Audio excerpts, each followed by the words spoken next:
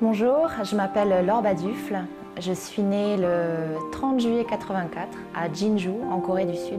Aujourd'hui, je suis artiste, thérapeute et entrepreneuse et j'habite à Paris.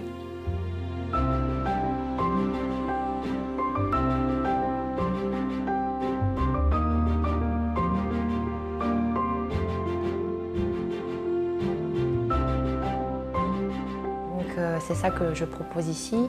On prend des cours de yoga. Aussi, il y a d'autres éléments comme l'art et la musique. Donc, il y a un piano, on peut faire des cours de piano.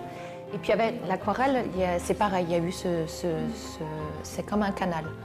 Et je crois que c'était vraiment une nécessité pour moi d'exprimer ces émotions qui étaient très fortes. J'ai ressenti beaucoup de colère depuis que je suis toute petite. Et en discutant avec d'autres adoptés, je sens que c'est un thème qui est fort aussi.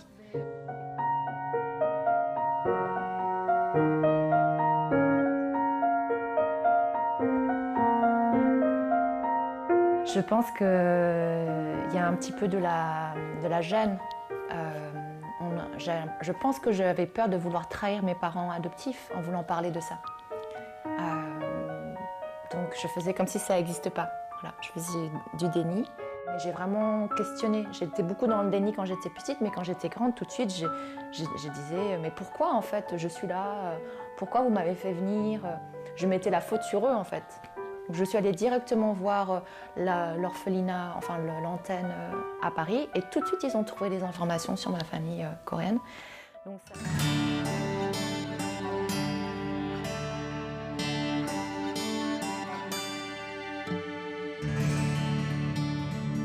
Et quand je suis arrivée en Corée, au bout de quelques jours, je suis arrivée dans une auberge, j'ai rencontré des Coréennes et elles m'ont aidée, elles ont fait la traduction. J'ai rencontré la famille de mon père comme ça. Honnêtement, c'était étrange. Avec mon père, on se ressemble beaucoup. Et lui, il savait pas, il n'était pas sûr d'être le père. Et quand on s'est vu, on se ressemble beaucoup, donc il a fait « ah oui, c'est sûr ». J'ai dû attendre pour la voir.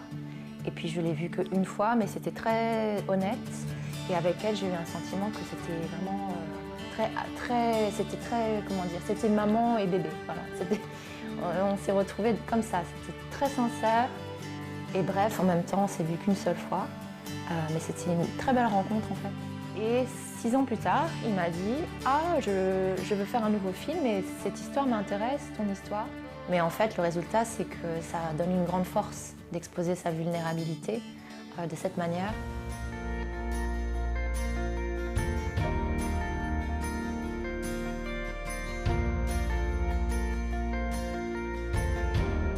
Et mon projet, c'est d'imaginer la vie que j'aurais vécue en Corée en créant des souvenirs depuis l'enfance dans les années 80 jusqu'à aujourd'hui en 2020-2023.